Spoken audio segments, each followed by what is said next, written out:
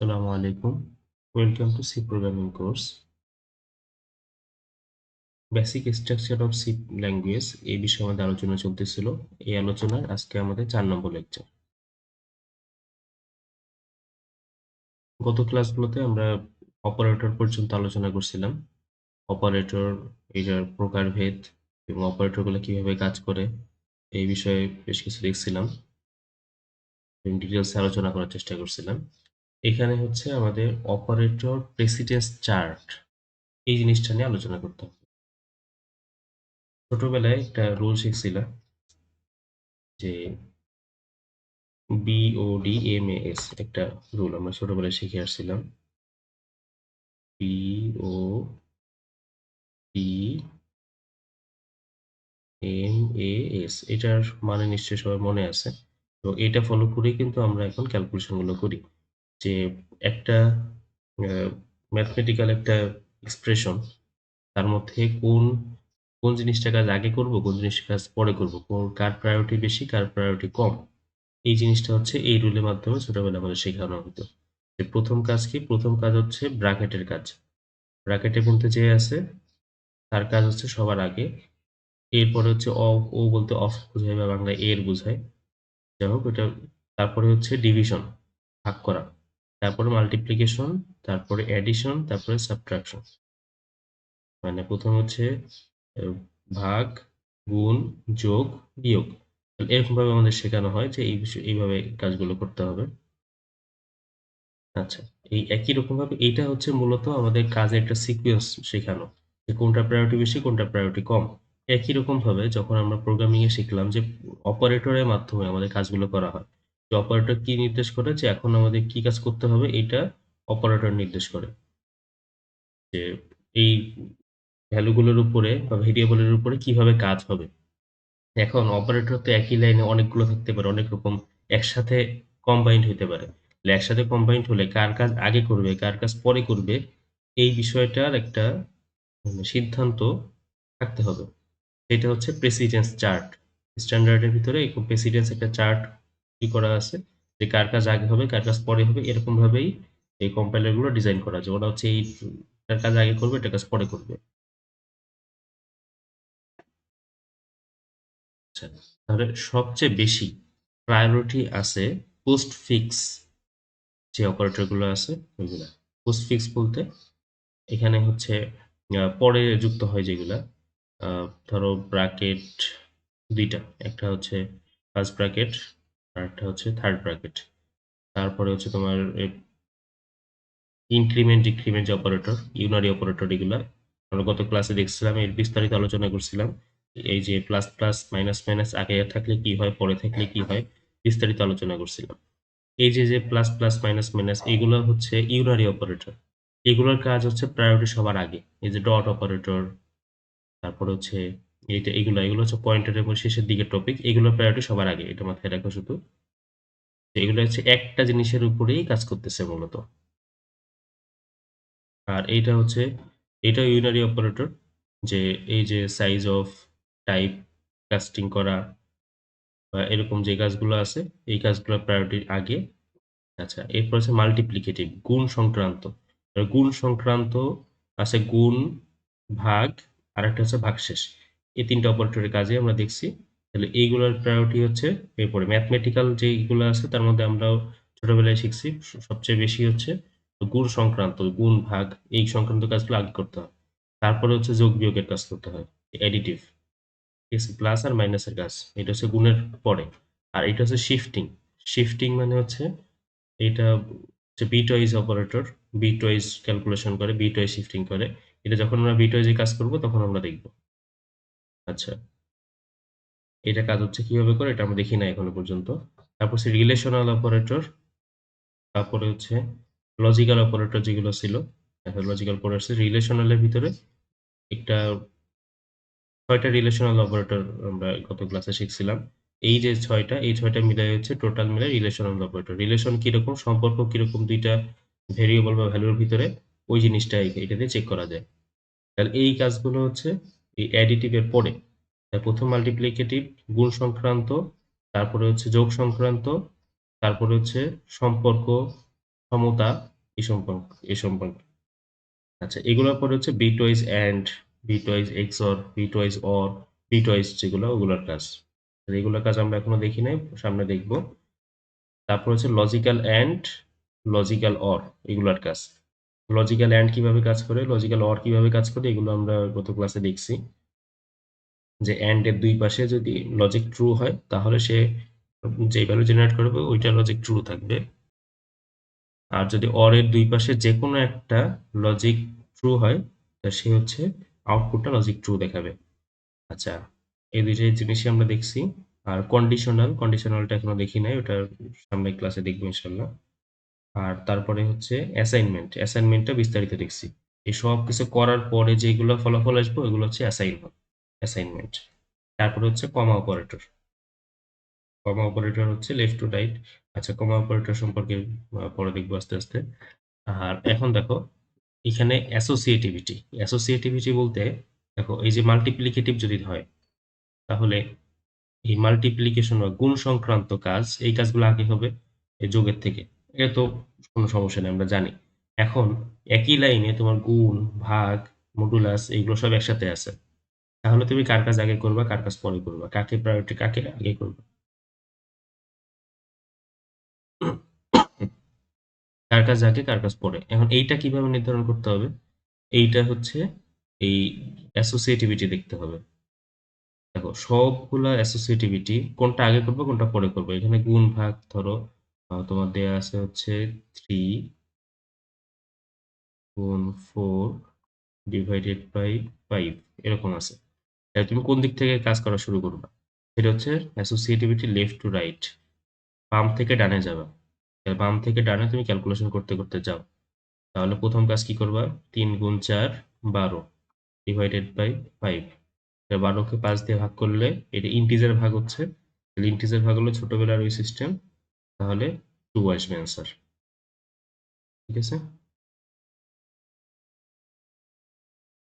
তাহলে এগুলো অ্যাসোসিয়েটিভিটি, একাধিক যদি একই প্রেসিডেন্সের একাধিক জিনিস একসাথে আসে তাহলে কোন দিক থেকে কোন দিকে আমরা প্রায়োরিটি দিব, সেটা হচ্ছে এই অ্যাসোসিয়েটিভিটি।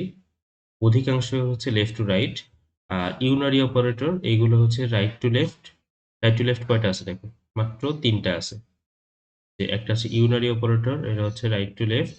তারপর হচ্ছে conditional operator right to left. আর গত ক্লাসে আমি বারবার বলছিলাম সেটা হচ্ছে অ্যাসাইনমেন্ট কাজ, এইটা হচ্ছে রাইট টু লেফট।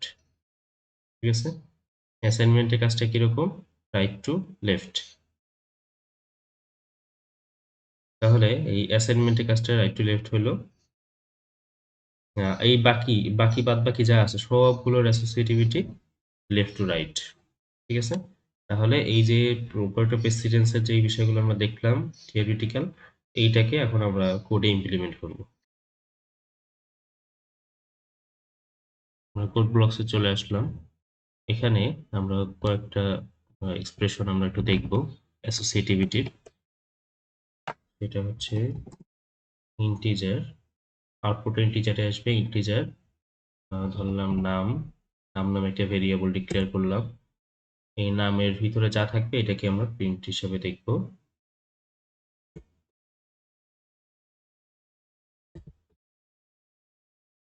প্রিন্টে %d নামের যে ভ্যালু ওইটা প্রিন্ট করবে। এখন নামের ভ্যালুটা কিভাবে ক্যালকুলেট হবে, সেটা হচ্ছে এই লাইনটা আমি লিখে দিই।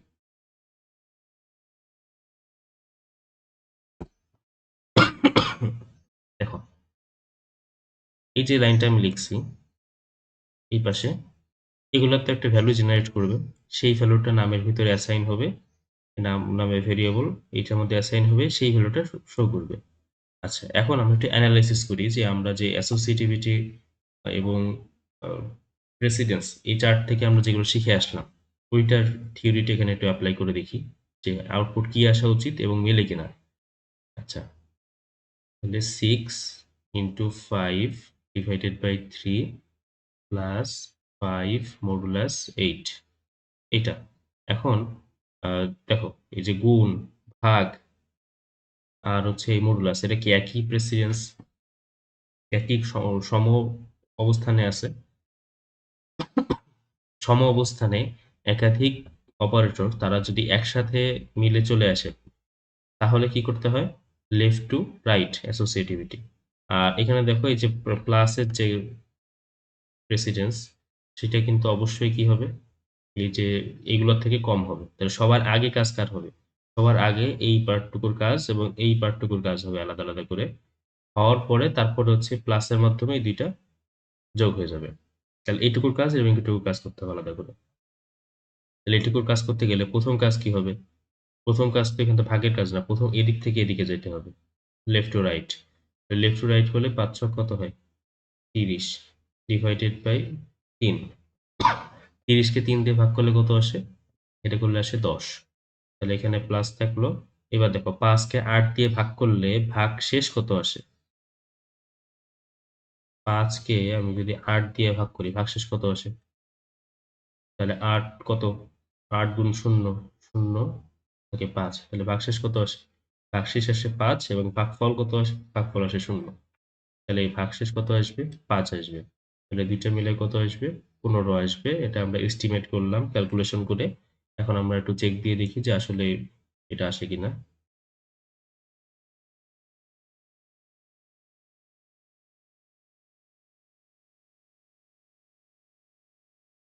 হুম। যে আমরা যেটা এস্টিমেট করছি ওইটাই আসছে। এই মডুলাস অপারেটর যদি আমরা এখানে লাগাই দিতাম তাহলে কি হইতো?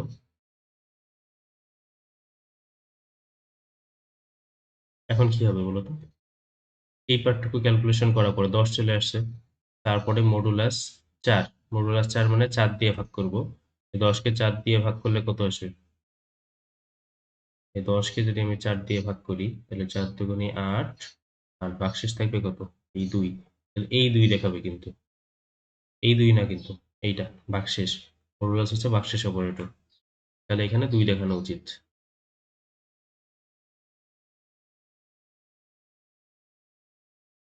হুম। ধরো এর আগে যদি আমি একটা মাইনাস চিহ্ন লাগাই দিই তাহলে কি হবে বলতো?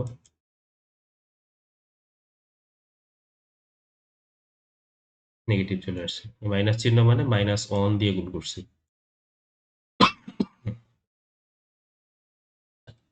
এখন এই কাজটা করলাম। এরপরে হচ্ছে অ্যাসোসিয়েটিভিটি এবং প্রেসিডেন্সের এইটা দেখব। এক্সপ্রেশনটার মানে দেখব। লিখলাম। আচ্ছা, একটু এস্টিমেট করে বলো। তোমরা নিজেরা একটু খাতা কলম খুলে একটু ক্যালকুলেশন করো। করে দেখো যে এটা কি আসা উচিত। এরপরে তুমি ভিডিওর বাকি অংশ দেখো। আচ্ছা, তাহলে দেখো এটা কি অপারেটর? লজিক্যাল অপারেটর ব্যবহার করা হয়েছে। এখন লজিক্যাল, এটা লজিক্যাল অপারেটর। না, এটা লজিক্যাল না, এটা হচ্ছে রিলেশনাল অপারেটর। সম্পর্ক, রিলেশনাল। এটাও কি? রিলেশনাল। আর এইটা কি? লজিক্যাল। তাহলে আমাদের লজিক্যাল এবং রিলেশনাল এই ২ টা অপারেটর একসাথে চলে আসছে। তাহলে কার প্রায়োরিটি বেশি? অবশ্যই এই রিলেশনালটার প্রায়োরিটি বেশি। একটু আগে দেখে আসছি। রিলেশনালটার কাজ আগে করতে হবে। তারপরে লজিক্যালের কাজ করতে হবে। রিলেশনালের কাজ করলে রিলেশনাল মূলত কি নির্দেশ করে? যে আমি যে রিলেশনটা লিখছি এটা ট্রু না ফলস, এইটার ভ্যালু জেনারেট করে। যদি আমি যে রিলেশন লিখছি এটা যদি ট্রু হয় তাহলে যেই ভ্যালু জেনারেট করবে সেটা হচ্ছে অন। আর যদি ফলস হয় তাহলে যেই ভ্যালু জেনারেট করবে এটা হচ্ছে 0। তাহলে এই 3 - 3 এটা লিখলাম। তাহলে এইটা ট্রু না ফলস? অবশ্যই ফলস। তাহলে এ যে ভ্যালু জেনারেট করবে সেটা কত? সেটা হচ্ছে 0। এবং এখানে এম্পারসেন্ট আছে ২ টা, তার মানে এটা হচ্ছে লজিক্যাল এন্ড। আর এই পাশে কি লেখা? 0 - 5। তাহলে এইটা ট্রু না ফলস? এটা হচ্ছে ট্রু, তাহলে 1। তাহলে এই লজিক্যাল অপারেটরের, এন্ড অপারেটরের এই পাশে হচ্ছে 0 আর এই পাশে হচ্ছে 1। তাহলে এক পাশে ট্রু, এক পাশে ফলস। তাহলে লজিক্যাল অপারেটরের ক্ষেত্রে জানি যে ২ পাশেই ট্রু হইতে হবে, তাহলে শুধুমাত্র ট্রু আসবে, বাকিটা ফলস আসবে। তাহলে এখানে কত আসা উচিত? এখানে 0 আর 1 মিলায় 0 আসা উচিত। কারণ একটা ফলস থাকলেই ফলস। ফলস মানে 0।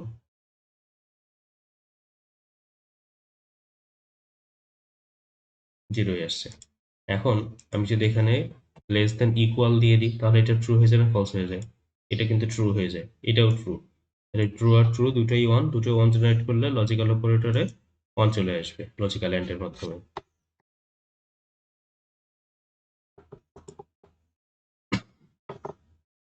আচ্ছা। তাহলে এখানকার এটা আমরা বুঝলাম যে কোন প্রেসিডেন্স চার্ট থেকে যে কোনটা আগে কাজ করবো কোনটা পরে কাজ করব। আর এবার হচ্ছে এই এক্সপ্রেশনে আসো। এটাও তোমরা একটু খাতা কলমে নিজেরা একটু চেষ্টা করো, এরপরে সলিউশন দেখো। আচ্ছা, তাহলে আমরা এই আগে যেগুলো শিখছি ওইগুলোর বেসিক গুলো অ্যাপ্লাই করা শুরু করি। আগে শিখছি কি যে সবার আগে কাজ হবে, এখন এখানে কি কি আছে, এইটা রিলেশনাল, এইটা লজিক্যাল, এইটা রিলেশনাল, আর এইটা হচ্ছে যোগ বিয়োগের, এটাও যোগ বিয়োগের, আর এটা তো নেগেটিভ নাম্বার। আচ্ছা, তাহলে এখানে যোগ বিয়োগ অ্যাডিটিভ আর হচ্ছে কি রিলেশনাল, এই দুই টাইপের অপারেটর, এই দুই টাইপের তিন টাইপের আছে, আছে লজিক্যাল, এই তিন টাইপের অপারেটর আছে। সবচেয়ে বেশি প্রায়োরিটি কার থাকবে? অবশ্যই প্রথম মাল্টিপ্লিকেশন, তারপরে হচ্ছে অ্যাডিশন, তারপরে হচ্ছে রিলেশনাল, তারপরে হচ্ছে লজিক্যাল। তাহলে প্রথম কাজ কি? প্রথম কাজ হচ্ছে এইগুলোর কাজটুক করা। তাহলে আমাদের এক্সপ্রেশনটা হচ্ছে 4 minus 1 less than equal 4 or minus 1 equal 0 minus 1। এটা হচ্ছে আমাদের এক্সপ্রেশন লেখা ছিল।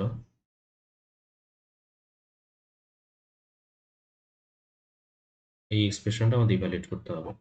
তাহলে প্রথম কাজ কি বুঝলাম? প্রথম কাজ হচ্ছে আমাদের এই এই কাজগুলো হবে, অ্যাডিশনের কাজগুলো হবে, অ্যাডিটিভ যে অপারেটর ওগুলো কাজ হবে। আচ্ছা, তাহলে এটার ভ্যালু কত আসবে? এটার ভ্যালু আসবে 3। তাহলে 3 দিয়ে রিপ্লেস হয়ে যাবে। তাহলে এইটুকু ক্যালকুলেশন করার পরে আমাদের এক্সপ্রেশনটা দাঁড়াবে হচ্ছে এটা, এই ক্যালকুলেশন করে এটা। এখন কাজ কি হবে? এখন লজিক্যালের কাজ হবে নাকি রিলেশনাল? রিলেশনালের কাজ হবে আগে। তাহলে এইটুকু ইভালুয়েট করে বের করতে হবে কতটুকু কি হয়, এইটুকু বের করতে হবে। তাহলে এইটার জন্য এটাকে ট্রু না ফলস? এই রিলেশন ট্রু, তার মানে 1। আর এইটা অর, লজিক্যাল অর, এই রিলেশন ট্রু না ফলস? ট্রু, তার মানে 1। তাহলে লজিক্যালে দুই পাশে যদি 1 হয়, দুই পাশে যদি ট্রু হয়, তাহলে অবশ্যই ট্রু হবে। তো যে কোনো একটা ট্রু হইলেই ট্রু। তাহলে কত আসবে? 1 আসবে। তাহলে এইটার ভ্যালু কত, 1 আসে কিনা দেখি। 1 চলে আসছে। ঠিক আছে, এখন এইটা তোমাদের এই সবগুলো নিজেরা চেষ্টা করবা এটা কি হবে।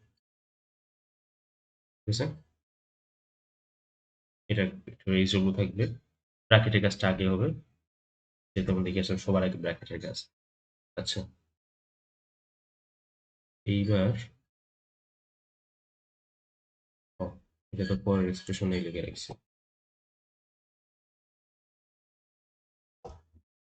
দেখো, এখানে এটাকে ইভালুয়েট করব যে মাইনাস 4 মাইনাস 1 12 5 নট 3, তারপরে হচ্ছে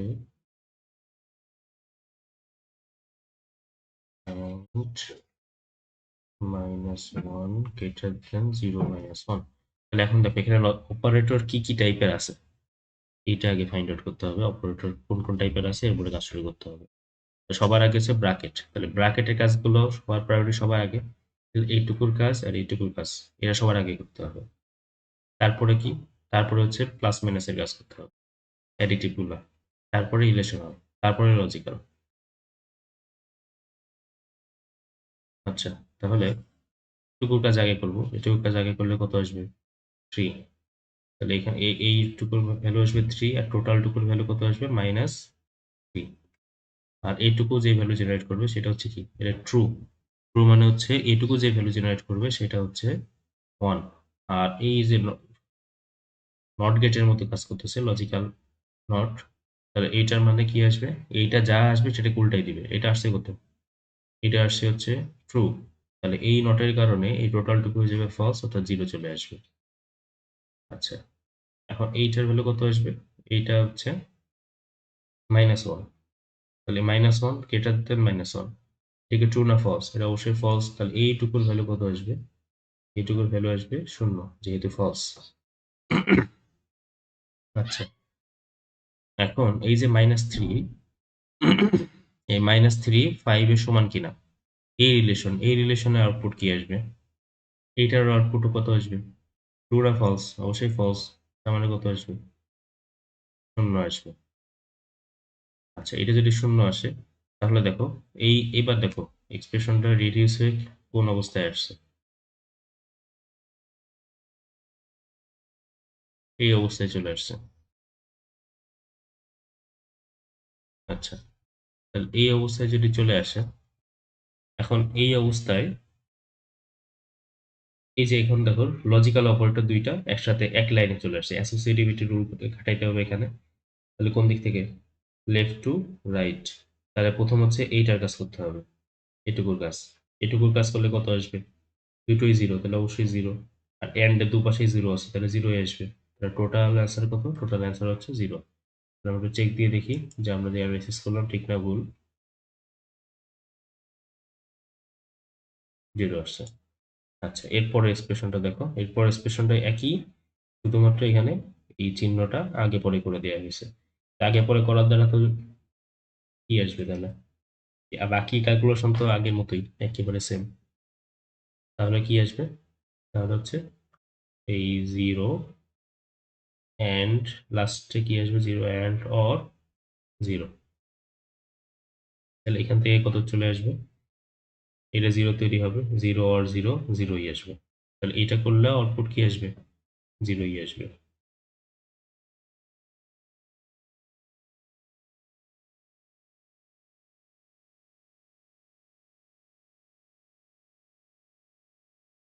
জিরোই আসে। আচ্ছা, এখন আমি যদি এখানে একটা চেঞ্জ করে দিই, এটা করি, তাহলে কি আসবে বলো তো?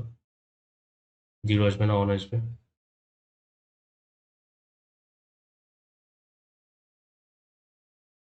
অন আসছে। কেন অন আসছে? কারণ এইটা এক্সপ্রেশন ইভালুয়েট করলে জিরো আসবে, এটা তোমরা জানি। এটা করলেও জিরো আসবে জানি। এখন এই অ্যান্ড করার পরে জিরো অ্যান্ড জিরো, জিরোই আসবে। জিরো অ্যান্ড জিরো করলে জিরো আসলে এই পাশে জিরো আর ও পাশে হচ্ছে ওয়ান। এটা তো এখন ট্রু হয়ে গেছে, আগে ফলস ছিল, এখন ট্রু হয়ে গেছে। তাহলে এখন ট্রু হয়ে গেলে এটা ওয়ান আর জিরো। অর এর এক পাশে জিরো, এক পাশে যদি অন অন হয়, তাহলে আউটপুট কি আসবে? অন আসবে। যে কোনো একটা অন হলেই ওয়ান, তাহলে আউটপুট এখানে অন চলে আসছে। এখন যদি এইটাই আমি কিছু কাজ করতাম, এই সেম কাজটা যদি এখানে করতাম তাহলে কি হতো? দেখো, এটুকু ইভালুয়েট করলে জিরো আসবে, ফলস। এটুকু করলে জিরো আসবে, এটুকু করলে ওয়ান আসবে। তাহলে zero what zero and one, তাহলে আউটপুট কি আসবে? জিরো আর জিরো, তাহলে জিরোই থাকবে। তাহলে অ্যান্ড এর এক পাশে জিরো আর এক পাশে ওয়ান, তাহলে অ্যান্ড এর এক পাশে জিরো হওয়া মানেই জিরো,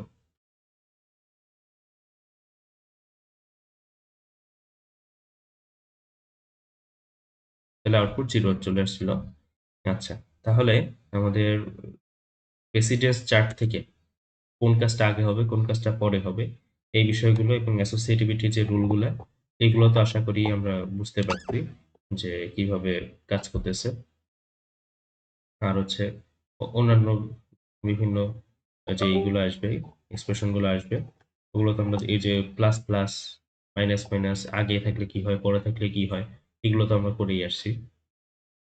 এবং এই ইনক্রিমেন্টের কাজগুলো এটার প্রায়োরিটি হচ্ছে সবচেয়ে বেশি থাকে। আচ্ছা, যাই হোক, তাহলে এখন হচ্ছে আমাদের পরের টপিক, এটাতে ওইটাতে যাই। এখন যেটা নিয়ে আলোচনা করব এটা হচ্ছে ক্যারেক্টার টাইপ ডাটা। তাহলে আমাদের মৌলিক ডাটা টাইপ ছিল কয়টা? চারটা। তার মধ্যে তিনটা নিয়ে বিস্তারিত মোটামুটি আমাদের আলোচনা হয়ে গেছে। এখন হচ্ছে ক্যারেক্টার টাইপের ডাটা, এটা নিয়ে আলোচনা হবে। ক্যারেক্টার টাইপ বলতে এই ক্যারেক্টার টাইপের যে শর্টকাট কি, এটা হচ্ছে চার। এখন এখানে কিন্তু সব বড় হাতের হয়ে গেছে এখানে এই হিসাবে, কিন্তু চার হচ্ছে একটা কিওয়ার্ড। সেই কিওয়ার্ডটা অবশ্যই ছোট হাতের হতে হবে। কিওয়ার্ডের মধ্যে খুঁজে দেখো। আচ্ছা, এই ক্যারেক্টার টাইপের যে ডাটা, সেই ডাটা হচ্ছে ব্যবহার করা হয় টু স্টোর সিঙ্গেল ক্যারেক্টার্স, মানে একটা ক্যারেক্টার। ক্যারেক্টার কি জিনিস বলছিলাম? যে আমাদের সামনে যে কিবোর্ড আছে, কিবোর্ডে যে কি গুলো আছে, যে প্রত্যেকটা কি হচ্ছে এক একটা করে ক্যারেক্টার। তাহলে এই যে কিবোর্ডের সামনে যে কি গুলো আছে, এইগুলার যে মানে ভ্যালু গুলা বা এইগুলার যে কাজ, এগুলাকে যে ধারণ করে সেটা হচ্ছে ক্যারেক্টার টাইপের ডাটা। এটা কি হতে পারে? লেটার্স হতে পারে। লেটার্স হচ্ছে lower case letter, upper case letter. তাহলে লেটার হচ্ছে ইংলিশে কয়টা? 26টা। তাহলে তার লোয়ার কেস 26টা আর আপার কেস 26টা। আর ডিজিটস কয়টা? ডিজিট হচ্ছে 0 থেকে শুরু করে 9 পর্যন্ত, এই 10টা। আর কিছু হচ্ছে স্পেশাল সিম্বল। স্পেশাল সিম্বল ধরো তোমার হচ্ছে অ্যাম্পারসেন্ট চিহ্ন, তারপরে পার্সেন্টেজ, তারপরে হচ্ছে স্ল্যাশ, এরকম কমা, এই যেগুলো আছে, এ সবগুলো কি? এগুলো হচ্ছে স্পেশাল সিম্বল, স্পেশাল ক্যারেক্টার। এই সবগুলো মধ্যে যে কোনো একটা জিনিস, এগুলো হচ্ছে ক্যারেক্টার হিসেবে বলতেছি।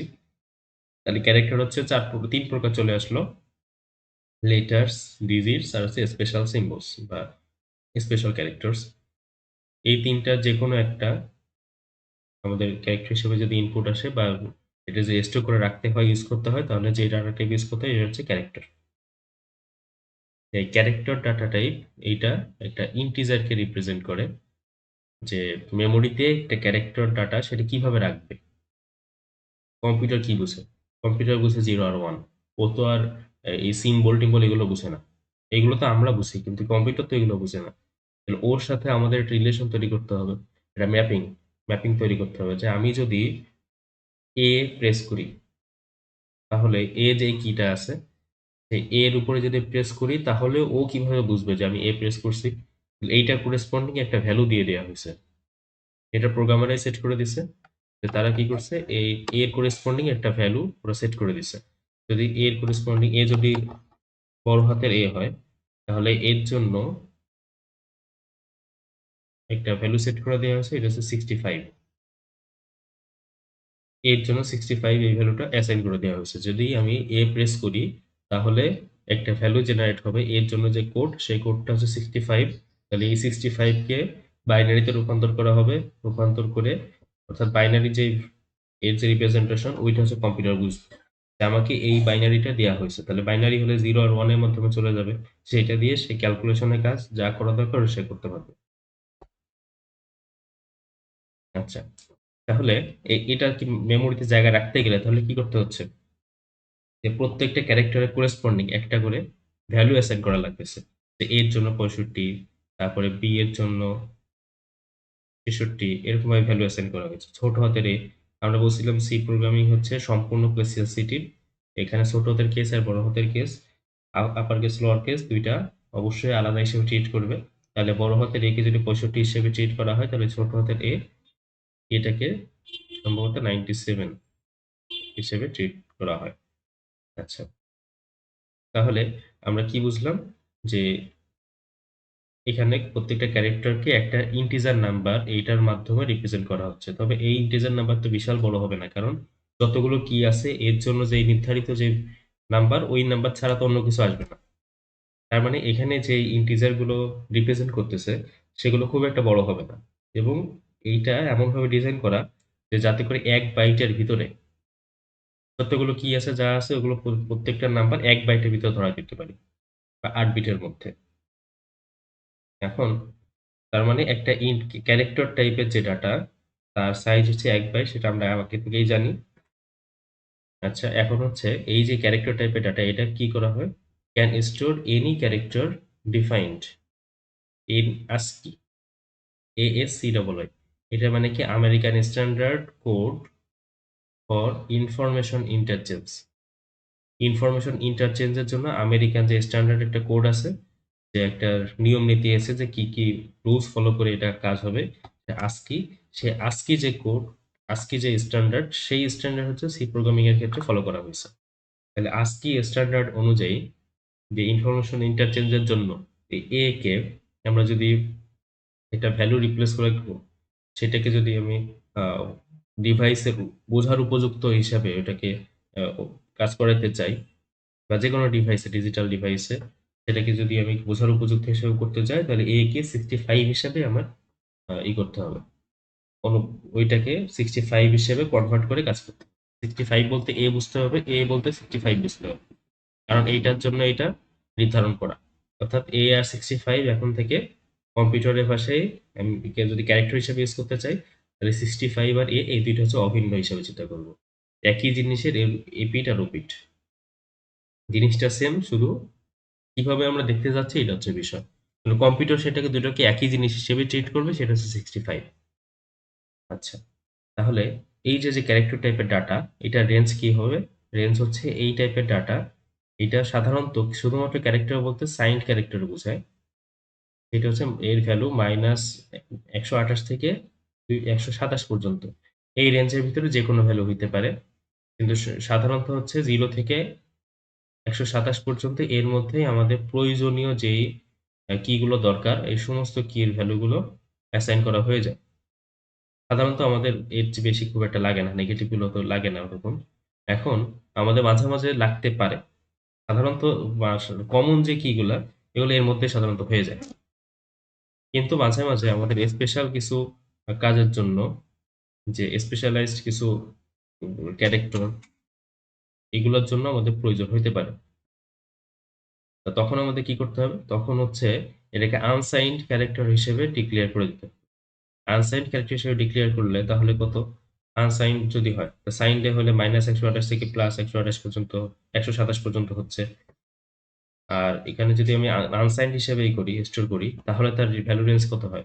0 থেকে 255 পর্যন্ত হয়ে যায়। নেগেটিভ গুলোর জায়গাটুকু বাদ দিয়ে টোটালটুকু পজিটিভ 0 থেকে 255 পর্যন্ত হয়ে যায়। তাহলে এখান থেকে 128 থেকে 255, তাহলে 128টা ক্যারেক্টার নতুন আমার রাখার মতো সুযোগ তৈরি হয়েছে। তাহলে এই জায়গাটাতে আমার নতুন যে ভ্যালুগুলো রাখা উচিত, ওইগুলোর জন্য আমরা কাজগুলো করতে পারবো। ধরো এটা হচ্ছে স্ট্যান্ডার্ড ইংলিশে সবার জন্য করার জন্য সবাই ইউজ করতে পারবে।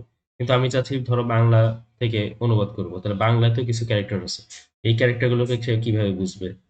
এরকম, ধরো এরকম একটা ইসের জন্য মাঝে মাঝে প্রয়োজন হইতে পারে।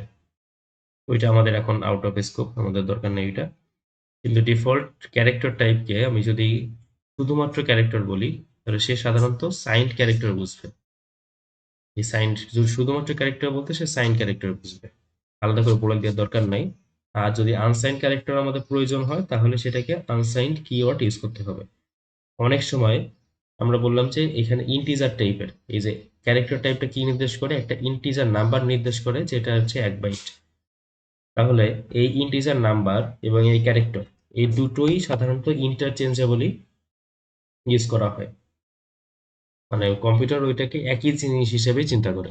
তাহলে মাঝে মাঝে আমাদের যদি ছোট কোনো সংখ্যা প্রয়োজন হয়, যে 1 বাইট জায়গা প্রয়োজন, আমাদের ইন্টিজারই ব্যবহার করতে হবে 1 বাইট জায়গায়।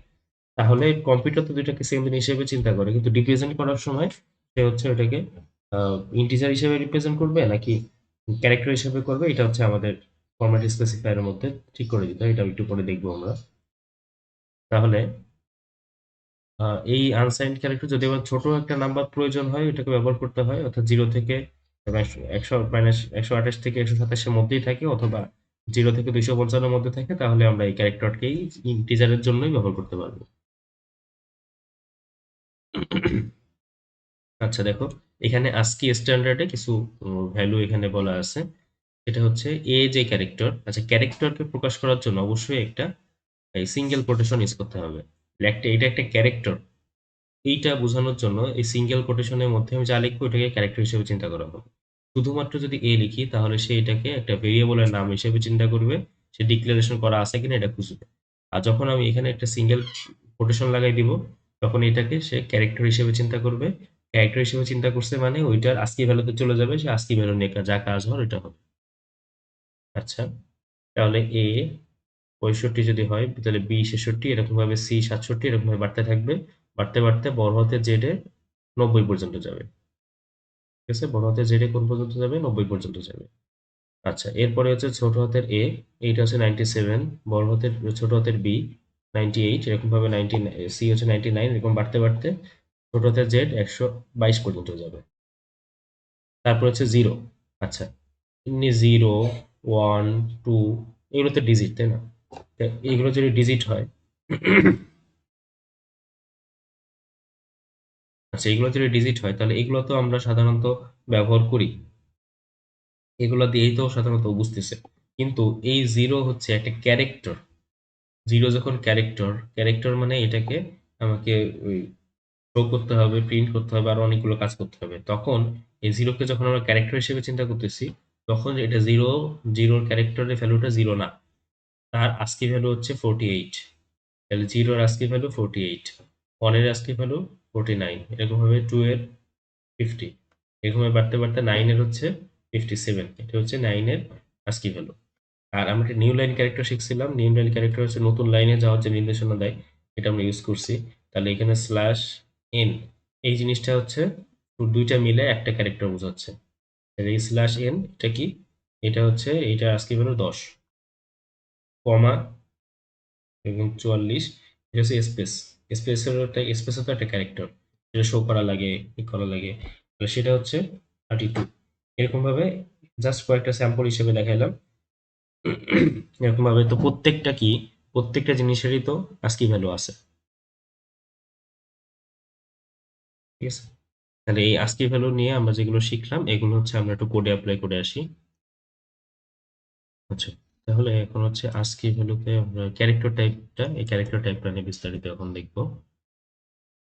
তাহলে ক্যারেক্টারের জন্য এই 4 CHAR, এইটা হচ্ছে কিওয়ার্ড হিসেবে ব্যবহার করতে হবে, ডাটা টাইপ। তাহলে 4 আমি CH লিখলাম, CH নামে একটা ভেরিয়েবল, সেই ভেরিয়েবলের টাইপ হচ্ছে 4, এটা আমি ডিক্লেয়ার করলাম। ডিক্লেয়ার করে তারপরে হচ্ছে এটার মধ্যে ভ্যালু অ্যাসাইন করতে হবে। তাহলে এই ভ্যালু অ্যাসাইন করতে গেলে ভ্যালু কি হিসাবে কি কি আসতে পারে, যে কোনো ক্যারেক্টার। ধরো এটা ক্যারেক্টার হিসেবে প্রথমে আমি এ,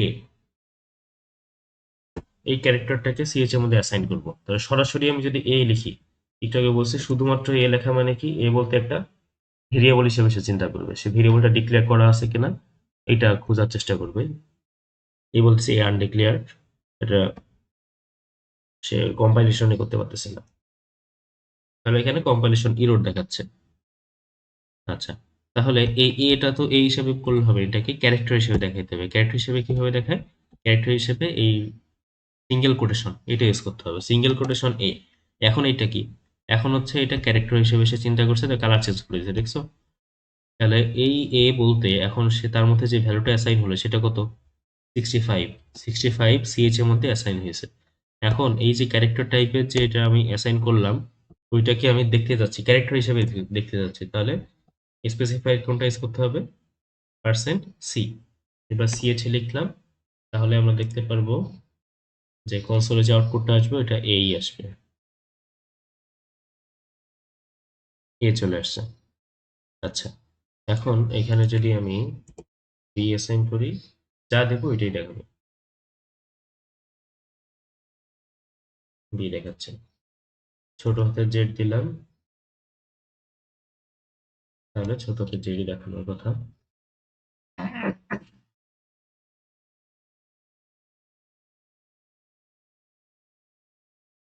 হুম, এখানে যদি আমি 0 1 2 এরকম কিছু দেখাই, 5, 5 তো একটা ক্যারেক্টার, তাহলে ওইটাকে যদি শো করে তাহলে ওইটা ক্যারেক্টার হিসেবে শো করতেছে। আচ্ছা, এখন এই এ এর আস্কি ভ্যালু কত, আমরা জানি 65। এবং বারবার একটা কথা বলছি যে আস্কি ভ্যালু কম্পিউটার সে হচ্ছে আমি কি ক্যারেক্টার দিলাম নাকি ওইটার ভ্যালু দিলাম ওইটা সে দেখবে না, সে হচ্ছে মূলত ক্যারেক্টার টাইপকে 1 বাইটের একটা ইন্টিজার হিসেবেই চিন্তা করবে। এবং নর্মালি আমি যদি কিছু স্পেসিফাই না করে দিই তাহলে শুধুমাত্র ক্যারেক্টার টাইপ বলতে সে সাইন্ড ক্যারেক্টারই বুঝবে, তার মানে একটা সাইন্ড ইন্টিজার ইনপুট আকারে আছে সেই হিসাবেই চিন্তা করছে। দেখি আমরা ওই ওই আমরা যে চিন্তাটা করলাম এটা ঠিক না ভুল। এখানে এই ক্যারেক্টার, এই ক্যারেক্টার বলতে একটা ইন্টিজার ভ্যালু বুঝবে, সেটা হচ্ছে 65। তাহলে আমি এখানে ক্যারেক্টার লিখলাম নাকি 65 লিখলাম, একই কথা। কম্পিউটার ওটাকে একই জিনিস হিসেবেই চিন্তা করবে। তো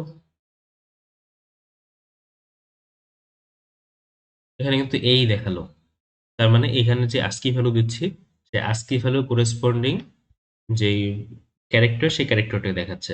তাহলে আমি এখানে ভ্যালু অ্যাসাইনটা করছি কিন্তু কিসে, ভ্যালু অ্যাসাইন করছি ইন্টিজারের মাধ্যমে, কিন্তু আমি এখানে আউটপুটটা দেখছি কিসে, আউটপুট দেখছি ক্যারেক্টারে।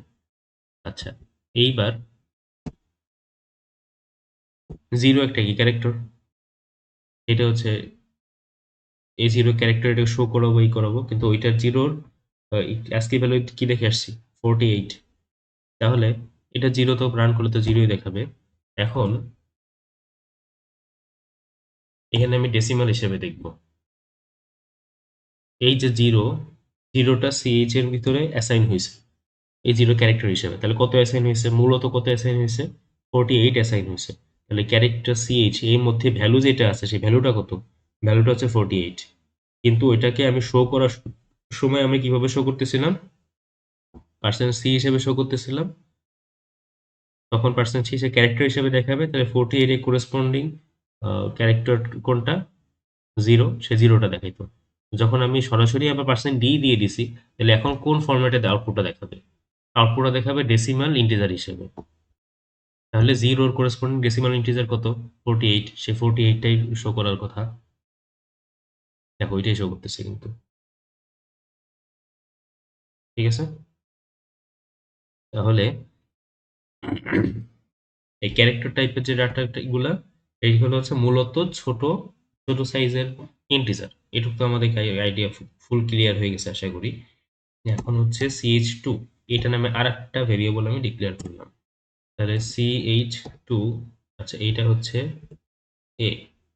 এবার ch2 সমান হচ্ছে এই ch প্লাস হচ্ছে 1, এটা করলে কত হবে বলো তো। তারপর হচ্ছে আমরা ch2টাকে দেখব ক্যারেক্টার হিসেবে।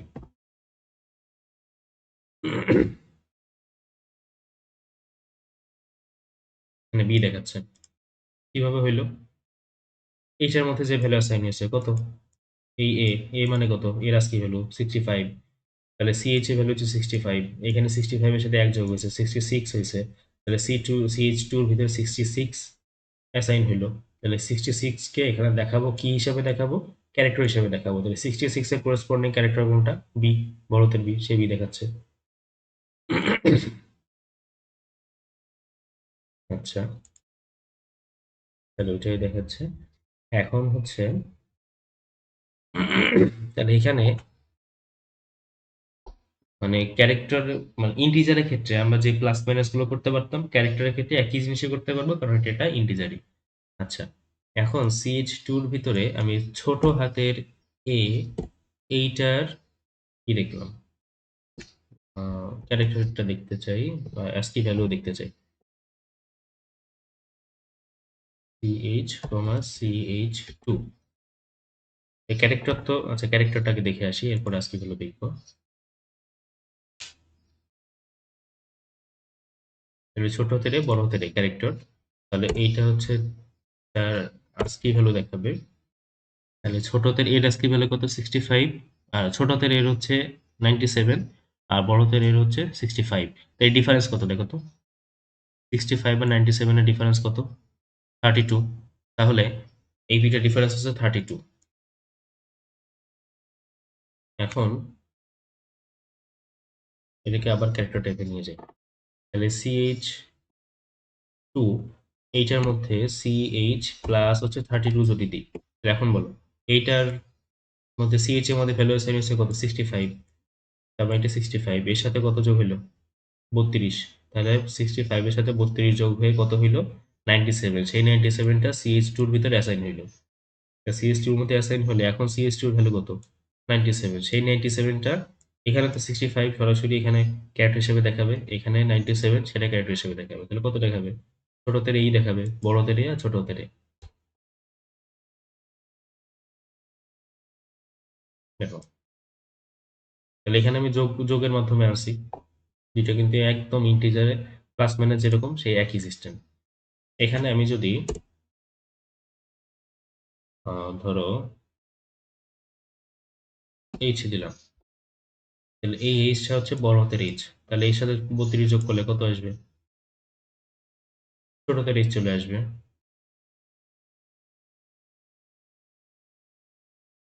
তাই তো।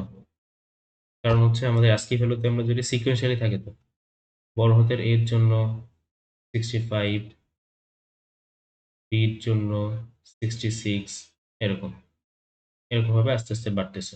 এখানে বড় হাতের জেড সমান হচ্ছে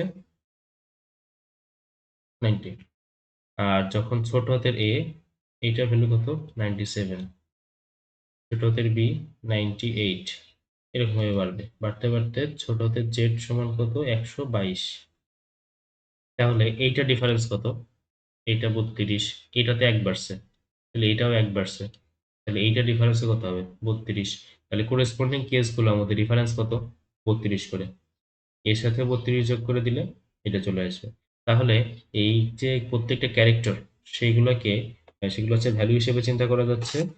আপার কেস যে লেটারগুলো আছে, এইটার যে আস্কি ভ্যালু, সেই আস্কি ভ্যালুর সাথে আমি যদি আপার কেস আস্কি ভ্যালুর সাথে আমি যদি 32 যোগ করি, তাহলে যেটা পাবো সেটা হচ্ছে ওইটার করেসপন্ডিং লোয়ার কেস লেটার। আর যদি লোয়ার কেস যেটা ওইটার আস্কি ভ্যালুর সাথে আমি যদি 32 বিয়োগ করি, তাহলে যা পাবো ওইটা হচ্ছে আপার কেস লেটার। এইটুকু আইডিয়া তো আশা করি সবারই ক্লিয়ার হয়েছে, যে 32 যোগ করলে আপার থেকে লোয়ার হবে, 32 বিয়োগ করলে লোয়ার থেকে আপার হবে। তাহলে আমাদের যদি কনভার্সন করতে বলে আপার কেস লোয়ার কেস, তাহলে এখানে যোগ বিয়োগ করে আমরা কনভার্সনের কাজটা করতে পারবো। আচ্ছা, আশা করি ক্যারেক্টার টাইপ সংক্রান্ত যত বেসিক গুলো আমাদের জানা দরকার, আমাদের বেসিক গুলো ক্লিয়ার হয়েছে আশা করি। এখন হচ্ছে আমাদের পরের টপিক, সেটা হচ্ছে ম্যাথ ডট এইচ। এই হেডার ফাইলের আন্ডারে বেশ কিছু বিষয় আমরা দেখব। তার আগে এটা ইনক্লুড করে তারপরে স্লাইডে যাই। Include math dot H. দেখো, stdi.h এই হেডার ফাইলের মধ্যে কাজ কি ছিল বলছিলাম? এই হেডার ফাইল হচ্ছে স্ট্যান্ডার্ড ইনপুট আউটপুট সংক্রান্ত যে কাজগুলো করা দরকার, ওগুলো যে ফাংশন সেটা এর মধ্যে সংজ্ঞায়িত আছে এবং ওই কাজগুলো সে করে। আর ম্যাথ.h আমাদের স্পেশাল কিছু ম্যাথমেটিক্যাল ক্যালকুলেশন করার প্রয়োজন হতে পারে, তো ওইটা করার জন্য কিছু ফাংশন, সেই ফাংশনগুলো আসলে এক্স্যাক্টলি কিভাবে কাজ করবে এইটার ডেফিনেশনটা এই ম্যাথ.h এই হেডার ফাইলের মধ্যে বলা আছে। এখন আমরা যখন কাজ করব, ম্যাথমেটিক্যাল কিছু কাজ করতে যাব, তাহলে এই হেডার ফাইলটা আমাদের কোডের মধ্যে ইনক্লুড করে নিতে হবে, এই কোডের অন্তর্ভুক্ত করে নিতে হবে, যাতে করে এই কোডের মধ্যে আমি ওই লাইব্রেরি ফাংশন, ওই যে হেডার ফাইল ওর ভিতরে যে লাইব্রেরি ফাংশন গুলো আছে ওগুলো আমি ইউজ করতে পারি। লাইব্রেরি ফাংশন কাকে বলে? যে কিছু ফাংশন যেগুলো হচ্ছে সেট সেট আকারে বিভিন্ন রকম ভাগ করা আছে, এটা কিভাবে কাজ করবে ম্যাথমেটিক্যাল ক্যালকুলেশন সংক্রান্ত যা আছে এগুলো হচ্ছে ম্যাথ ডট ইচ, এটার মধ্যে ডিফাইন করা আছে।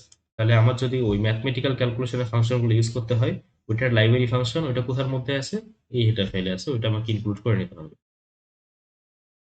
তারপর হচ্ছে আমরা ওইগুলো ইউজ করতে পারবো। কিভাবে ইউজ করবো এটা আমরা একটু স্লাইডে দেখে আসি। আচ্ছা, তাহলে ইনক্লুড ম্যাথ ডট ইস, এই যে ম্যাথ ডট ইস যে হেডার ফাইল এইটার মধ্যে কি কি ফাংশন আছে, ম্যাথমেটিক্যাল স্ট্যান্ডার্ড ম্যাথমেটিক্যাল ক্যালকুলেশনের যে এইগুলো দরকার এগুলো হচ্ছে এর মধ্যে ডিফাইন করা আছে বললাম। প্রথম যে ট্রাইগোনোমেট্রিক ফাংশন, ত্রিকোণমিতিক যে ফাংশনগুলো আছে সেই ফাংশনগুলোর কাজ, কিভাবে ইনপুট দিতে হবে কিভাবে আউটপুট দিতে হবে। এই যে সাইন এক্স, এই যে ফাংশন, তাহলে এই ফাংশনের ভিতরে এই এক্স এর ভিতরে কি যাবে? ইনপুট যাবে, সেই ইনপুটটার উপরে কাজ করে একটা আউটপুট জেনারেট হবে। তাহলে সাইন এক্স এর ইনপুট, তাহলে ইনপুটটা কি হবে? সাইন এক্স এর ভিতরে যে ইনপুট, সেই ইনপুটটা হবে একটা রিয়েল নাম্বার, সেই রিয়েল নাম্বারটা হবে এক্স এর ভ্যালু রেডিয়ানের মধ্যে থাকবে, রেডিয়ান থাকবে। তাহলে এখানে যে ইনপুট, সেই ইনপুটটা কি হিসেবে কাজ করবে? রেডিয়ান হিসেবে কাজ করবে। তাহলে ইনপুটটা দিতে গেলে আমার যেটা ভ্যালু বের করতে চাই, সাইন কত, সাইন এক্স, সেই সাইন এক্স এর ভ্যালুটা রেডিয়ানে দিতে হবে। আমি চাই হচ্ছে সাইন 30 ডিগ্রি ভ্যালু বের হোক, তাহলে কি করতে হবে? 30 কে আগে রেডিয়ানে কনভার্ট করতে হবে, কনভার্ট করে সেই কনভার্টের ভ্যালুটা এর মধ্যে অ্যাসাইন করতে হবে, তাহলে এটা যে আউটপুট সে আউটপুটটা পাবো। এটা উদাহরণ এক্সাম্পল দেওয়া। তারপর হচ্ছে কস, এখানেও একই, আউটপুটটা কিসে দেখাবে? রেডিয়ানে দেখাবে, কোসাইন ভ্যালুটা দেখাবে। এটা হচ্ছে পাই এর ভ্যালু দেওয়া। আর ট্যান, ট্যান এর ক্ষেত্রে পাই বাই 4 এর ভ্যালু হচ্ছে কত? 1, ওইটা দেখাচ্ছে। আর এ সাইন বলতে কি ইউজ হচ্ছে? এ সাইন এক্স, তাহলে এ সাইন এক্স বলতে কি বোঝাচ্ছে? এ সাইন এক্স হচ্ছে আর্ক, মানে এইটা হচ্ছে আর্ক সাইন বোঝাচ্ছে। আর্ক সাইন মানে কি? Inverse, sign inverse. Sign inverse করলে কত আসে? সাইন ইনভার্স অন করলে কত আসে? আউটপুট হচ্ছে কিসে আসে? আচ্ছা, এখানে একটা জিনিস একটু কারেকশন আছে। কারেকশনটা হলো এক্স এর ভ্যালু -1 থেকে 1 এর মধ্যে হবে, ঠিক আছে? আগে ভুল করে এখানে রেডিয়ান দিয়ে ফেলছিলাম, যে এক্স এর রেডিয়ান, এটা না, ঠিক আছে?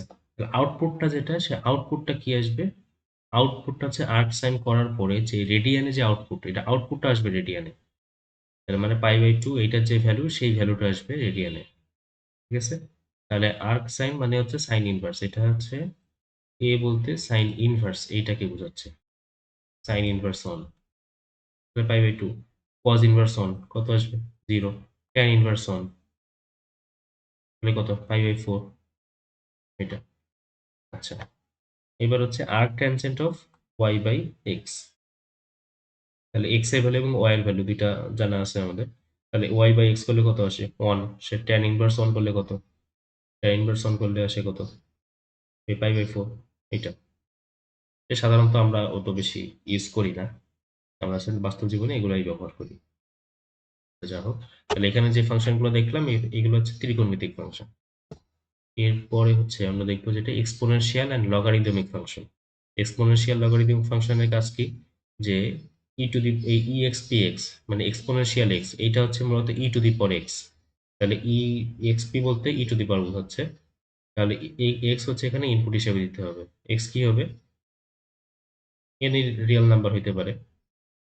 তাহলে এর ভ্যালু যদি 1 দেওয়া হয়, তাহলে শুধুমাত্র এর ভ্যালুটাই দেখাবে। আচ্ছা, লগ এক্স, এই ফাংশন শুধুমাত্র লগ এক্স এইগুলা। আচ্ছা, একটা জিনিস আবার খেয়াল রাখো, সেটা হচ্ছে এখানে এক্স এর যে ইনপুট গুলা, সেই ইনপুট গুলা সবগুলা কিন্তু রিয়েল নাম্বার, নট ইন্টিজার। এগুলো কিন্তু কি, ওইগুলো সংজ্ঞায়িত করা রিয়েল নাম্বার হিসাবে। এখন ইন্টিজার গুলো কি? ইন্টিজার গুলো তো রিয়েল নাম্বারের একটা সাবসেট, সেই হিসাবে ইন্টিজার আমরা ব্যবহার করতে পারি, কিন্তু ওগুলোকে ডিফাইন করা হচ্ছে রিয়েল নাম্বার হিসাবে। আচ্ছা, তাহলে এখানে লগ এক্স, এক্স হচ্ছে একটা রিয়েল নাম্বার, ইনপুট দেওয়া হবে, সেটার উপর লগের কাজটা হবে। লগ বলতে, শুধুমাত্র লগ বলতে ন্যাচারাল লগারিদম বোঝাবে, যার বেস হচ্ছে ই। তাহলে লগারিদম ই, লগ ই বেসের জন্য ই এর কত আসবে? লগ কত আসবে? 1 আসবে। ওটাই আসছে। এবার হচ্ছে লগ 10। লগ 10 এটা হচ্ছে 10 বেজের যে লগ। ঠিক আছে, 10 বেজ লগারিদম। এটা করলে কত? 3 চলে আসছে। এই লগ 2, লগ 2 হচ্ছে 2 বেস। এটা অনেক সময় আমাদের কাজে লাগবে।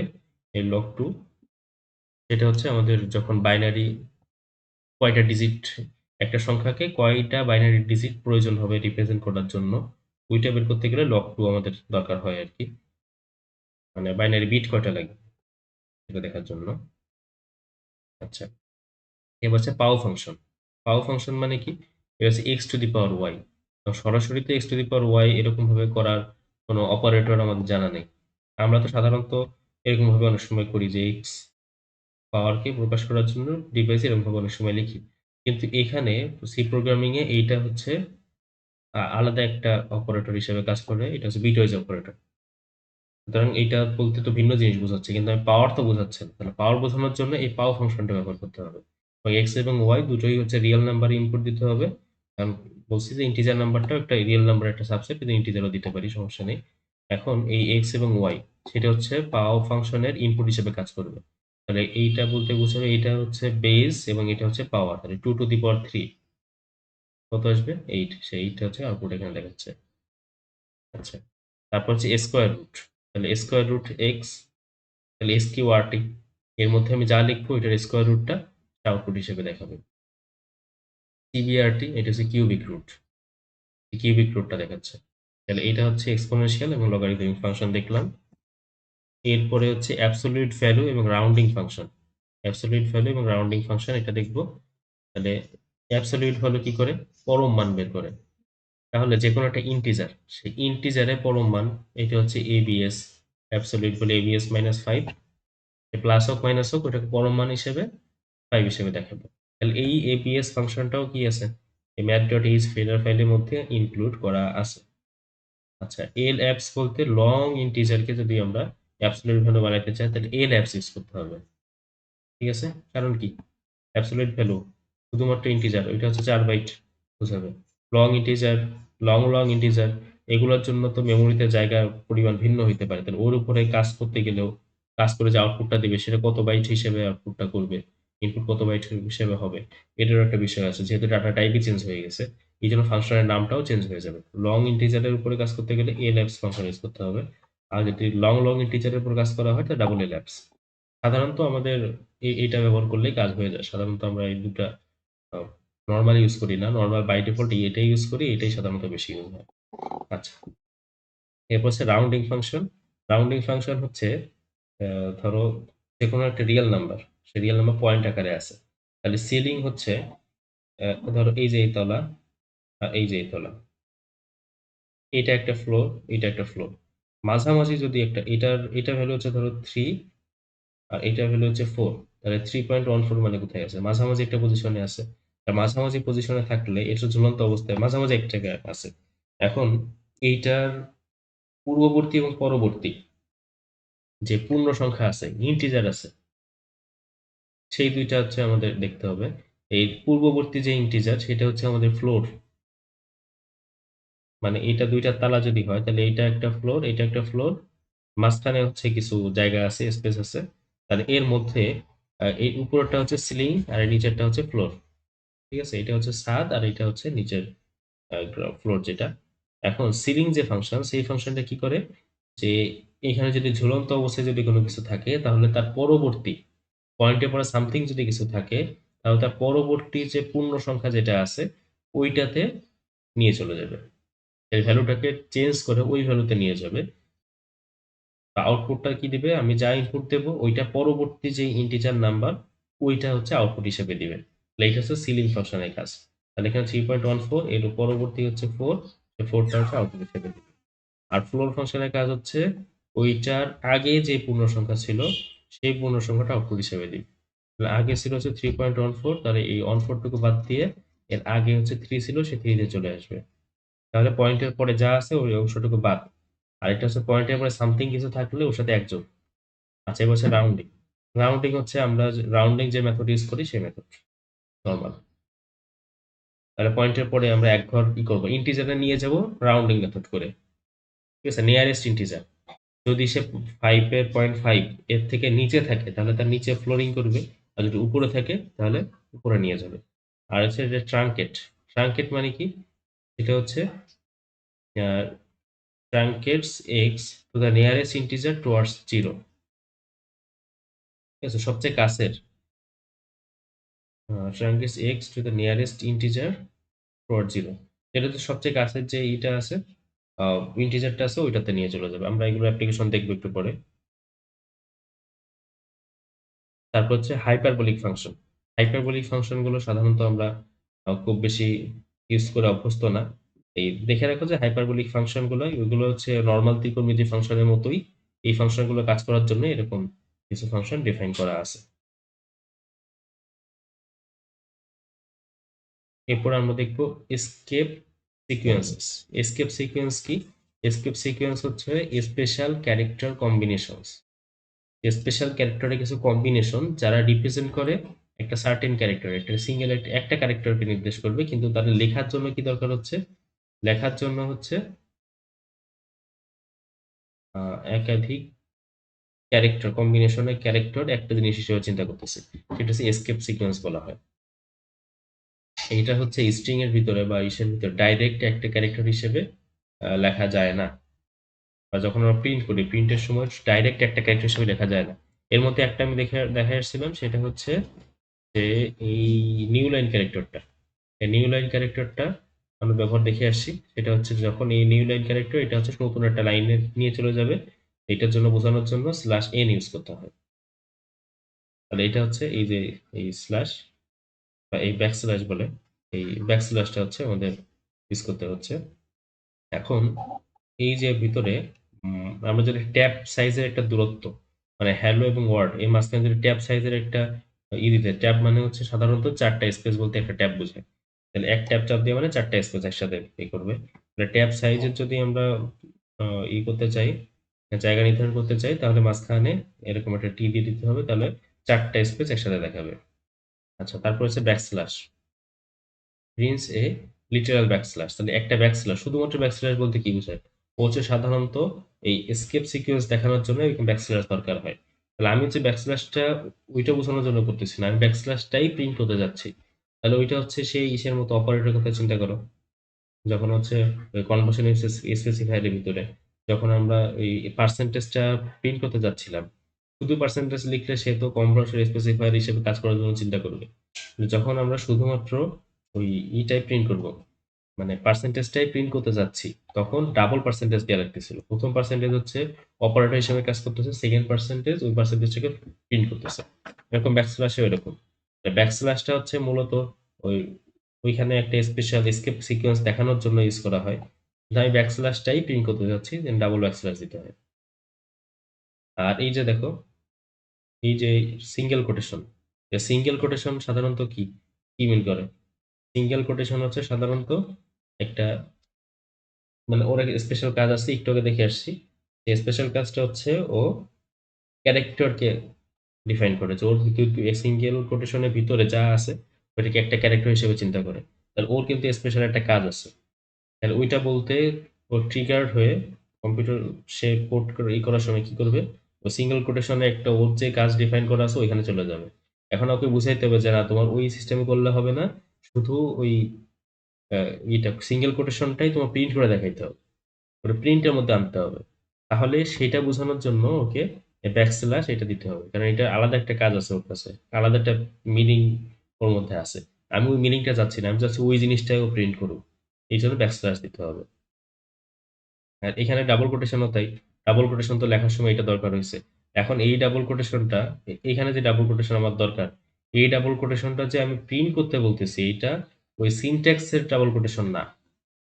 এইটা বোঝানোর জন্য এখানে ব্যাকস্ল্যাশ দিয়ে দেওয়া হয়েছে, যে এটা আসলে তুমি প্রিন্ট করবা, এটা তোমার ওই তোমার মধ্যে যে সেট করা আছে, যে ডাবল কোটেশন বলতে একটা স্ট্রিং এর যে তুমি প্রিন্ট করতে চাই তার শুরু এবং শেষ বোঝাবো, ওই রকম না। ঠিক আছে। এবার ব্যাক স্পেস বি, বি হচ্ছে ব্যাক স্পেস বোঝাবে। ব্যাক স্পেস মানে কি? ব্যাক স্পেস দিলে কি হয়? কেটে যায় একটা। তাহলে এই ব্যাক স্পেস দেওয়া মানে কি? এক ঘর কেটে যাবে, তাহলে এর আগের যে এইটা ওইটা বাদ যাবে। ঠিক আছে। তারপর হচ্ছে আর, আর কি? ক্যারিয়ার্স রিটার্ন, যে আমাদের কাছে যা ক্যারিয়ার্স আছে ওইটা রিটার্ন করবে। তারপরে যেগুলো, এগুলো আসলে আমাদের এত বেশি প্রয়োজন হয়। নাল ক্যারেক্টারটা খুব বেশি দরকার হয় স্ট্রিং এর ক্ষেত্রে। নাল ক্যারেক্টারের যে আস্কি ভ্যালু, সে আস্কি ভ্যালু কিন্তু শূন্য। ঠিক আছে। তাহলে শূন্য আস্কি ভ্যালু কার? এই নাল ক্যারেক্টারের জন্য। নাল ক্যারেক্টার কিরকম? এরকম। আর এরকম এ দিলে একটা সাউন্ড হয়। ঠিক আছে। এটা পিপ একটা সাউন্ড হয়। এফ দিলে কি হয়? Form feed move the cursor to the next page, কার্সরকে নেক্সট পেজে নিয়ে চলে যায়। ঠিক আছে।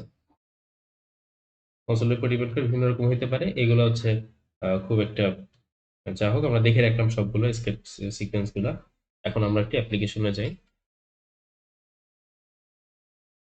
এইখানে যে অ্যাপ্লিকেশন গুলো দেখালাম, যে ফাংশন গুলো দেখালাম ম্যাট ডট ইউএস এর ভিতরে, এগুলো তো আসলে নিজেরা চেষ্টা করলেই পারবা। তারপর আমি কয়েকটা স্যাম্পল দেখাচ্ছি, বাকিগুলো নিজেরা চেষ্টা করবা। সবগুলো ডেফিনেশন তো দিয়াই আছে কোনটার কি কাজ। আচ্ছা, তাহলে আমি কয়েকটা দেখাই। সেটা হচ্ছে ইন্টিজার টাইপের এ বি সি। তাহলে এ এর মধ্যে আমি অ্যাসাইন করলাম 3, বি এর মধ্যে অ্যাসাইন করলাম 4, আর সি এর মধ্যে অ্যাসাইন করতেছি পাও এ কমা বি। তাহলে পাও এ কমা বি বলতে কি বোঝাচ্ছে? যে এ টু দি পাওয়ার বি। এটা করলে কি আসতেছে? একটা ইন্টিজার তৈরি হবে, সেই ইন্টিজারটা সি এর মধ্যে অ্যাসাইন হবে, সেটা আমি শো করতে বলতেছি।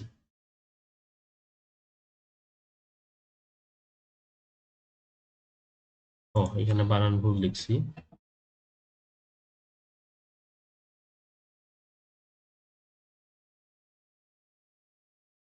দেখো, এটার মতো আউটপুট আসছে, পাওয়ার ফাংশন চলে আসছে।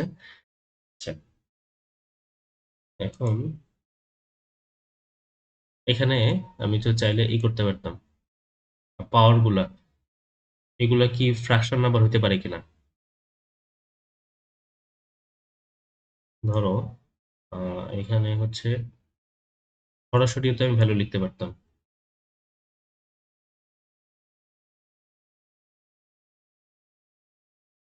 সরাসরি ভ্যালু ইউজ করলে সরাসরি চলে আসবে।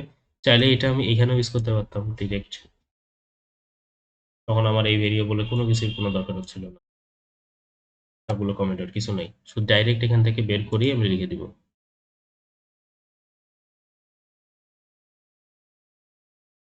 দেখো এখানে 0 দেখাচ্ছে। কেন 0 দেখাচ্ছে? এটা একটু চিন্তা করো যে এখানে কেন 0 দেখাচ্ছে।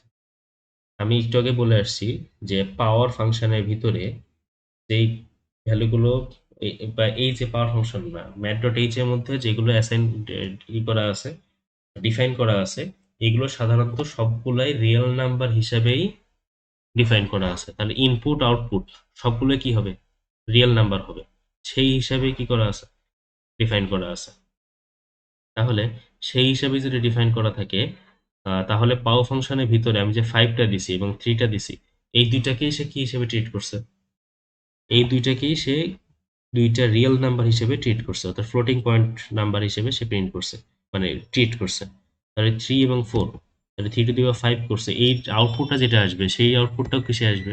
সেই আউটপুটটাও সে ফ্লোটিং পয়েন্ট হিসেবে আসবে, মানে রিয়েল নাম্বার হিসেবে আসবে। রিয়েল নাম্বার হিসেবে আসলে সে রিয়েল নাম্বারটা সে প্রিন্ট করতে চাচ্ছে, কিন্তু আমি এখানে স্পেসিফাই দিয়ে রাখছি কিসের? স্পেসিফাই দিয়ে রাখছি হচ্ছে ইন্টিজারের জন্য। তাহলে সে কি রিয়েল নাম্বারটা প্রিন্ট করতে পারবে? তাহলে এটা তো ছোট থেকে বড় জিনিসটা ছোট জিনিসের ভিতরে ঢুকাইতে হবে। এটা তো ম্যানুয়ালি হবে না, মানে অটোমেটিক্যালি হবে না, ম্যানুয়ালি করতে হবে। তাহলে আমি যদি এখানে এস দিয়ে দিই তাহলে কিন্তু ঠিকঠাক মতোই দেখানোর কথা। দেখো এখন কিন্তু ঠিকঠাক মতোই দেখাচ্ছে রিয়েল নাম্বারে, কিন্তু আমি যখন এখানে ডেসিমেলে দেখাইতে বলছিলাম তখন কিন্তু ও দেখাইতে পারতেছিল না। তাহলে আমি এটাকে ডেসিমেলে দেখার উপযুক্ত বানাইতে চাই, তাহলে কি করব? টাইপ কনভার্সন করব, টাইপ কাস্টিং করব। টাইপ কাস্টিং হচ্ছে এখানে ব্র্যাকেট দিয়ে ইন্টিজার লিখে দিব, তাহলে যে আউটপুটটা আসবে সেই আউটপুটটা ডিরেক্ট ডির মধ্যে ঢুকে আউটপুটটা দেখাবে। তাহলে এখানে টাইপ কাস্টিং এর একটা অ্যাপ্লিকেশন আমরা দেখে ফেললাম। আচ্ছা, এখন যখন আমি এখানে সরাসরি সি ইউজ করতেছিলাম তখন কিন্তু সমস্যা হচ্ছিল না। তখন হচ্ছে ওর একটু এই জিনিসটারে একটু বুঝে শুনে ওই স্মার্টনেস দেখায় সে কাজটা করে ফেলছে। গত আগের ক্লাসে বুঝলাম যে ও কিছু জিনিস স্মার্টনেস দেখায় নিজের মতো করে এক্সট্রা বুঝে করে ফেলে, সে এক্সট্রা বুঝে করে ফেলছে মূলত, কিন্তু এখানে কিন্তু এক্সট্রা বুঝটা কাজে লাগতেছে না। তাহলে এটা আউটপুটটা সাধারণত কিসে আসবে? সাধারণত আসবে হচ্ছে রিয়েল নাম্বারে। তাহলে রিয়েল নাম্বারটাকে আমি যদি ইন্টিজারের মধ্যে অ্যাসাইন করতে চাই তাহলে ইন্টিজার হিসেবে টাইপ কনভার্ট করা উচিত, কিন্তু এখানে দরকার হচ্ছে না কারণ ওটা ওটা সে এক্সট্রা বুঝে করে দিছে আর কি এক প্রকার। যাই হোক, কিন্তু এখানে ইউজ করতে গেলে কিন্তু সেই এক্সট্রা বুস্টটা কাজে লাগতেছে না, এখানে কিন্তু আমাদের সরাসরি টাইপ কাস্টিং করেই কাজটা করা লাগতেছে। যাই হোক, তাহলে মনে রাখো যে ভ্যাট ডট এইচ এর মধ্যে যে ফাংশন গুলো আছে ওগুলোর ইনপুট আউটপুট সবগুলো রিয়েল নাম্বার। রিয়েল নাম্বার নিয়ে কাজ করলে ওটা আর কোনো সমস্যা করবে না। ঠিক আছে? তাহলে উম, আচ্ছা দেখো, এখানে 5.5 যদি দিই তাহলে আউটপুট কি আসবে?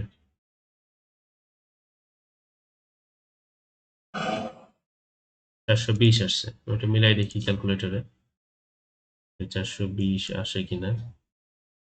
সাইন্টিফিক ক্যালকুলেটরে দেখতে হবে যে 3 টু দি পাওয়ার 5.5, 420.88 আসছে। তাহলে এটা কিন্তু একটা ফ্লোটিং পয়েন্ট নাম্বার আসছে, কিন্তু যেহেতু ইন্টিজারের ভিতরে টাইপ কাস্টিং অটোমেটিক্যালি করে অ্যাসাইন করে দিছে এই জন্য 420 অ্যান্সার আসছে। ঠিক আছে? এটাকে এই সিটা যদি আমি ফ্লোটিং হিসেবে চিন্তা করি, রিয়েল নাম্বার হিসেবে চিন্তা করি এবং সি এর ভ্যালুটা আমি দেখতে চাই,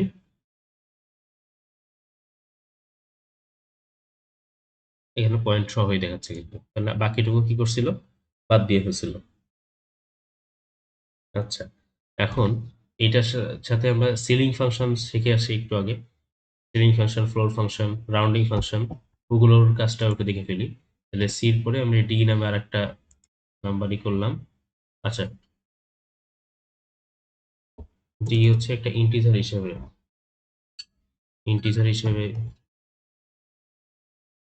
করলাম। তাহলে ডি ইকুয়াল সিল সি। তাহলে এই সিলিং ফাংশন কি করবে? সে আউটপুটটা কি দেবে? নিয়ার তার উপরের ইন্টিজারটা দিবে। ঠিক আছে, আউটপুট সে উপরের ইন্টিজারটা দিবে, তাহলে ডি হচ্ছে এখানে ইন্টিজার হিসেবে আসবে।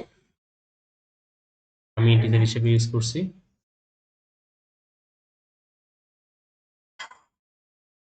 উপরেরটা দেখাচ্ছে। এখানে যদি ফ্লোট ফাংশন ইউজ করতাম তাহলে তার আগেরটা দেখাইতো, নিচেরটা দেখাইতো, 420 দেখাইতো। এখানে যদি রাউন্ড ফাংশন ইউজ করতাম, রাউন্ড ফাংশন রাউন্ডিং করে এখানে নিয়ারেস্ট কোনটা, উপরেরটা, সে উপরেরটা দেখাইতো। TRUNC ট্রাঙ্কেট যদি ইউজ করতাম,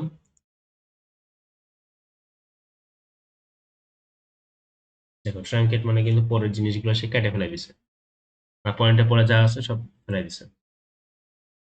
এই ট্রাঙ্কেটের ভিতরে আমি একটু আরেকটু ভালো করে চেক করি। এটা হচ্ছে 2.9 দিলাম,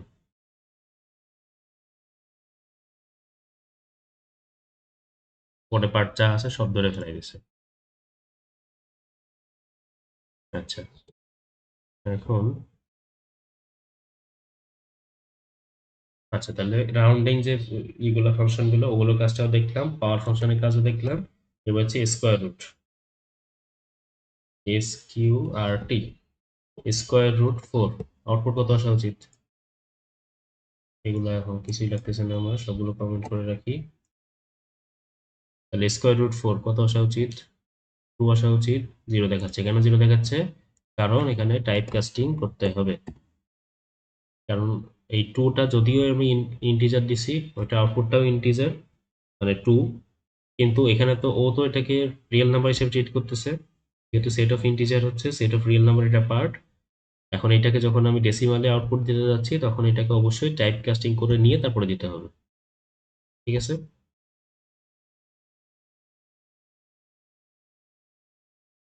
এখন 2 দেখাচ্ছে। আচ্ছা, এইটার আউটপুটটা দেখার আর একটা সিস্টেম দেখাই। এটা হচ্ছে ওর ইন্টিজারেই দেখাবে। এই এফ এর মাধ্যমে এটা দেখায় আসছি আগে, এখানে 0 বসাই দিতে হবে। তাহলে কি সে দেখাবে? ইন্টিজারেই দেখাবে, এবং সেটাকে রাউন্ডিং করে দেখাবে। এটা যদি 5 দিতাম, 5 দিলে কি আসবে?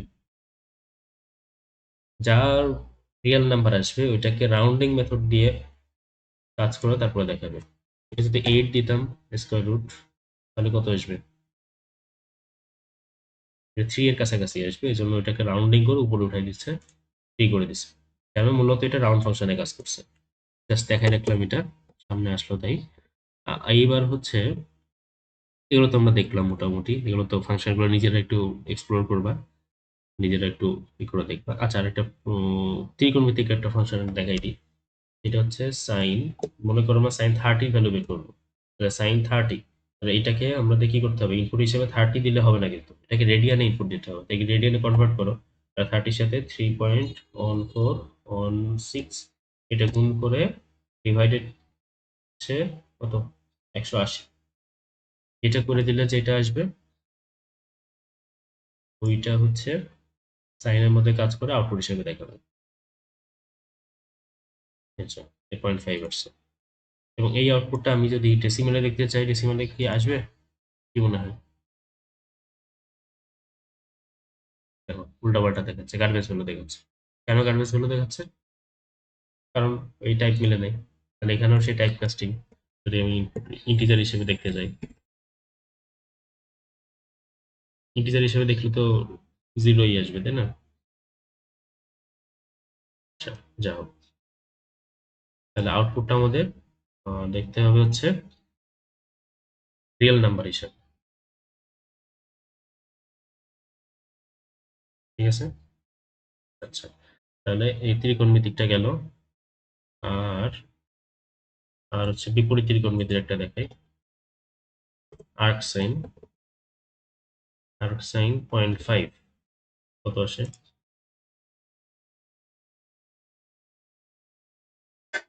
এটার জন্য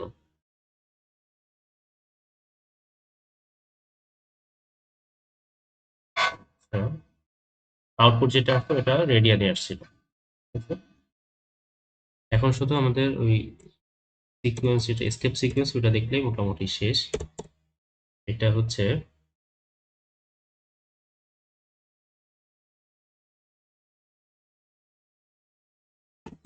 ইট ইজ এ ব্যাকস্ল্যাশ, শুধুমাত্র ব্যাকস্ল্যাশ দিলাম, দেখি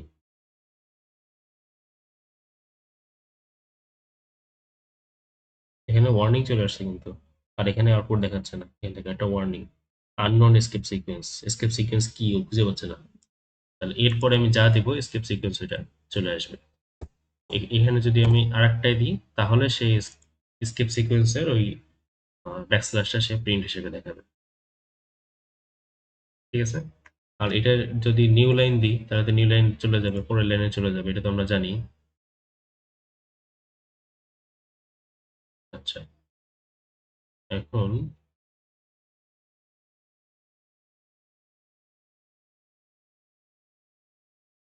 আমরা যাচ্ছি ট্যাব দূরত্ব, ধরো এবিসি, একটা হচ্ছে এই টির ক্ষেত্রে দেখছিলাম ডিইএফ, এটা দিলাম।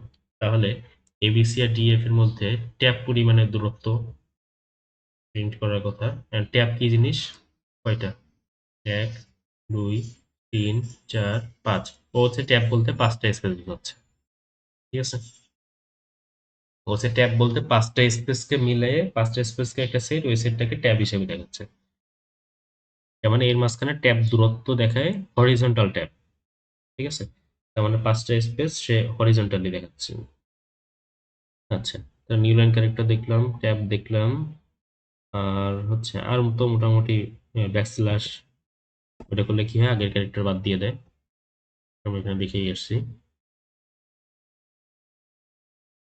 হ্যাঁ, যাও তাহলে এই জিনিসগুলো আমরা বুঝলাম। এখন এ দিলে কি হয়, অডিও একটা প্রিন্ট করে বলছিলাম। এই দেখেন ছোট একটা বিপ সাউন্ড করছে, আমরা তোমার শুনতে পাইছো কিনা জানি না, নিজেরা চেক করে দেখো, একটা সাউন্ড হওয়ার কথা। আচ্ছা, তাহলে আমাদের আজকের ক্লাসের টপিকগুলো এই পর্যন্তই শেষ। এইটার মাধ্যমে আমাদের সি প্রোগ্রামিং এর বেসিক স্ট্রাকচারের যে মেইন যে বেসিকগুলো আমাদের থাকা উচিত ওইগুলো মোটামুটি করে শেষ হইলো। ঠিক আছে, তাহলে এর এখন তোমাদের কাজ কি, সে একই কথা আবার মনে করাই দিই। ধৈর্য থাকা লাগবে, প্র্যাকটিস করতে হবে, অবশ্যই তোমাকে প্র্যাকটিস করতে হবে। আমি যেগুলো দেখালাম এগুলো তো সব প্র্যাকটিস নিজেরা করবাই। আর যেগুলো আমি হাতে করে দেখাই নাই, ওই যে দিয়ে দিয়েছি, চার্ট দিয়ে দিছি, যে এখানে অনেকগুলো ফাংশন, সবগুলো ফাংশন তো আমি দেখাইনি, কিছুই দেখাইছি। তোমার কাছেও প্রত্যেকটা ফাংশন নিয়ে ঘাটাঘাটি করে তুমি বোঝার চেষ্টা করবা কোন ফাংশনটা কিভাবে কাজ করতেছে, সুবিধা অসুবিধা কি হচ্ছে, এগুলো নিজের একটু দেখবা, আর নিজের ক্লাস নোট বানানোর চেষ্টা করবা। ঠিক আছে। ঠিক আছে তাহলে, থ্যাংক ইউ।